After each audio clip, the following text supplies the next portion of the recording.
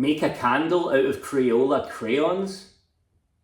Okay. So I made my way to my secret stash of crayons, which is conveniently located next to the tuna. I then opened the crayons and separated them into their colour groups so that we could melt them down. I then had to peel the paper off of every individual crayon, which was a nightmare. This is not how I pictured my morning going, peeling crayons, but why is it so hard to peel a crayon? I then figured out that peeling the crayons like this was so much easier. I then melted down the wax in an old candle jar that I had and then poured out the wax onto some paper to empty the jar. This is what we're going to use for our candle. So we've now got our empty jar, and luckily enough, we're just going to use the same wick that is inside this candle. It stayed intact, so this should still work. My only worry is that the wax got on the wick and it might not burn, but we'll try it out and see how it goes.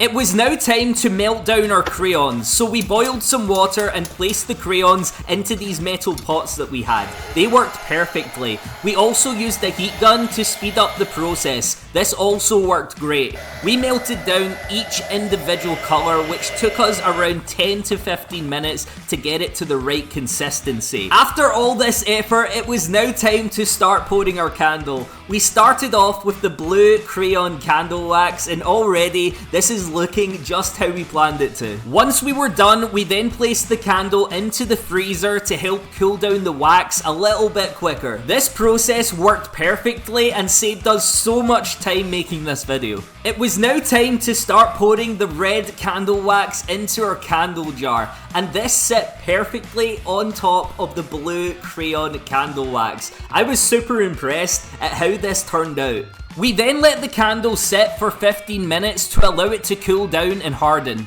Once the wax hardened enough, it was now time to pour in our final layer, which was the green crayon candle wax. Once we were done pouring in the final layer of the green crayon candle wax, it was then time to place this candle back into the freezer for 20 minutes to allow it to fully set and harden so that we could get to lighting this bad boy. And this here is the final result of the Crayola crayon candle. This looks so good, the colours really pop, but the main question is, will it light?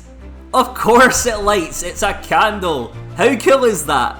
Make sure to comment down below some more challenges for me to take on, and thank you for watching this video.